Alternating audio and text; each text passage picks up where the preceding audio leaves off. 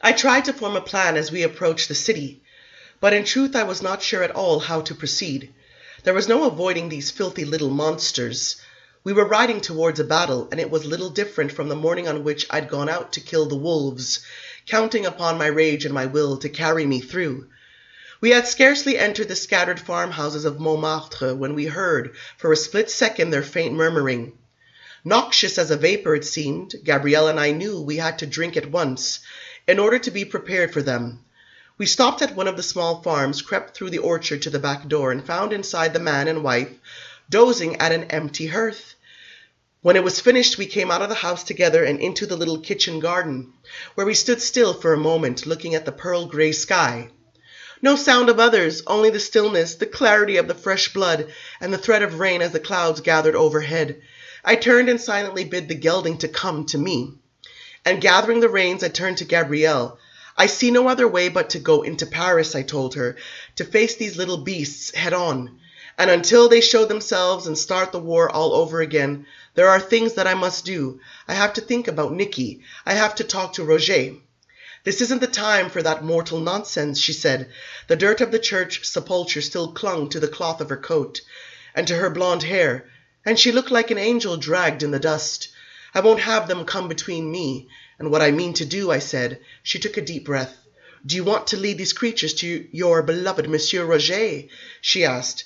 That was too dreadful to contemplate. The first few drops of rain were falling, and I felt cold in spite of the blood. In a moment it would be raining hard. All right, I said. Nothing can be done until this is finished, I said. I mounted the horse and reached for her hand. Injury only spurs you on, doesn't it? She asked. She was studying me. It would only strengthen you, whatever they did or tried to do. Now this is what I call mortal nonsense, I said. Come on. Lestat, she said soberly, they put your stable boy in a gentleman's frock coat after they killed him. Did you see the coat? Hadn't you seen it before, that damned red velvet coat? I have seen it, she said. I had looked at it for hours at my bedside in Paris. It was Nicolas de l'Enfant's coat. I looked at her for a long moment, but I don't think I saw her at all. The rage building in me was absolutely silent. It will be rage until I have proof that it must be grief, I thought. Then I wasn't thinking. Vaguely I knew she had no notion yet how strong our passions could be, how they could paralyze us. I think I moved my lips, but nothing came out.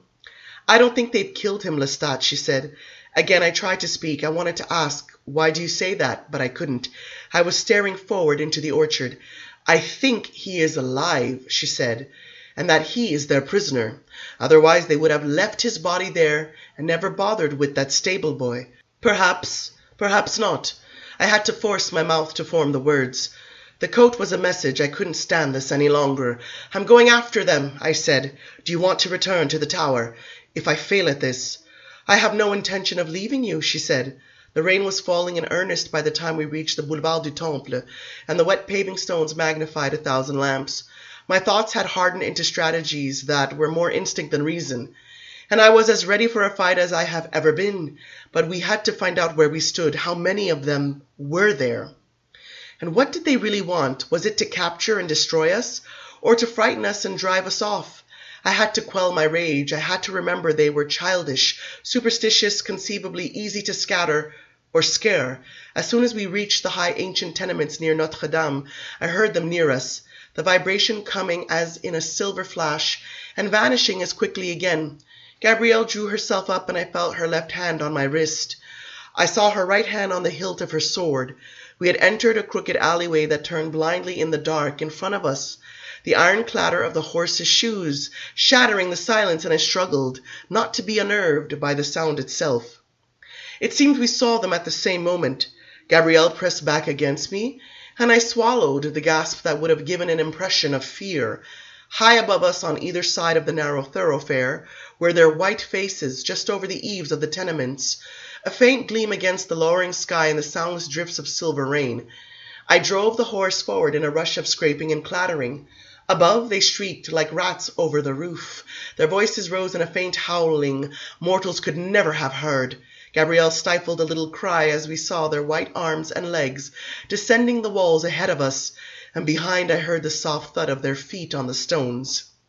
"Straight on!" I shouted, and drawing my sword I drove right over the two ragged figures who dropped down in our path. "Damnable creatures, out of my way!" I shouted, hearing their screams underfoot.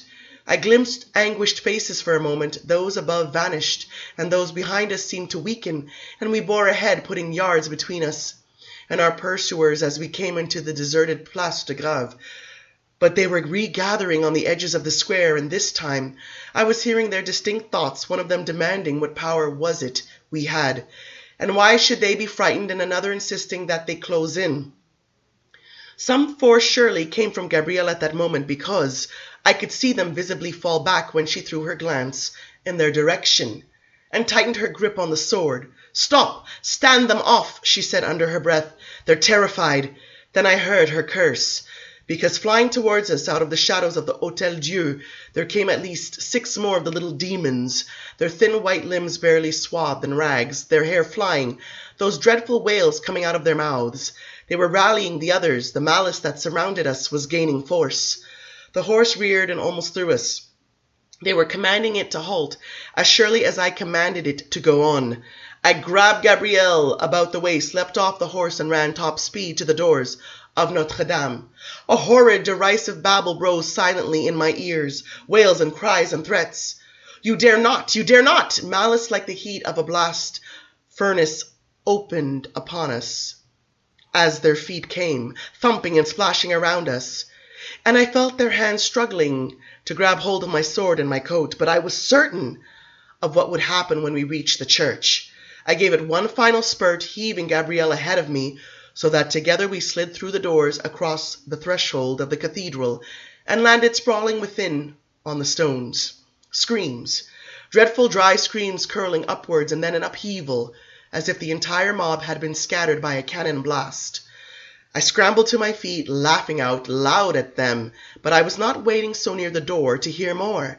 Gabrielle was on her feet and pulling me after her, and together we hurried deep into the shadowy nave, past one lofty archway after another, until we were near the dim candles of the sanctuary.